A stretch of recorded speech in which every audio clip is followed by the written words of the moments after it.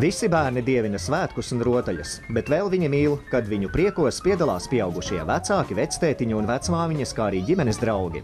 Piedāvājam jums paspēlēties jautrā no 2 līdz 12 gadu vecu bērnu kompānijā. Priecāties vislabāk ir svaigā gaisā. Tuvojamies šosejas Rīga Šauļi 43. kilometram. Te ceļmalas kafejnīcā Zemnieka cienasts izveidotas atrakcijas un rotaļas. Bērniem acis žilpst, tas taču ir īsts brīnumu parks. Lūk, velohopteris – ļoti populāra atrakcija Holandē. Tas ir divvietīgs vagoniņš, kurš pārvietojas ar pedāļu palīdzību un kurš lido 4,5 metru augstumā virs zemes.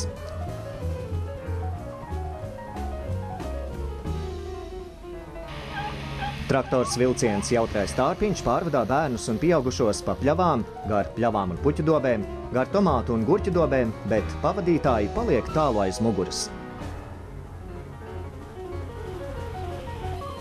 Velotreks sniedz lielisku iespēju pavizināties ar dažādiem skrejriteņiem un velosipēdiem un atzīt vienam otru, un ja mamma vai tētis palīdzēs, var pat iemācīties braukt ar velosipēdu.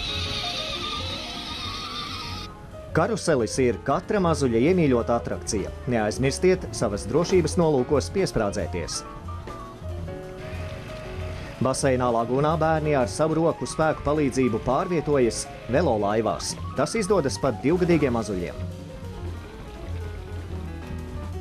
Gan bērni, gan vecāki priecājas par iespēju jautri pavazināties pa uzkārtu trosu ceļu. Drošība – saimnieku īpaša rūpe. Vizināties atrakcijās drīkst tikai kopā ar vecākiem vai viņu uzraudzībā.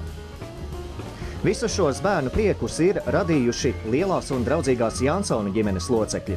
Ģimenes galva ar nepacietību gaida, ka ģimenes biznesam pievienosies daudzskaitlīgais mazbērnu pulks. Viņu plāni ir grandiozi, bet jau tagad līčos ir izveidots vesels izklaides un ģimenes atpūtas komplekss, restorāns un bistro. Tam ģimenes dārzā tiek audzēti ekoloģiskie dārzeņi. Viesus lutina ar siltiem pašceptiem pīrādziņiem un citiem izstrādājumiem. Neliela mājīga viesnīciņa nakts namiņš ar 5 numuriem un vēl pirtiņa un peldvieta upes krastā, pa kuru kursē personīgais retro kuģītis Frīda. Vienlaicīgi līči spēja uzņemt līdz 150 viesu. Cenas ļoti draudzīgas.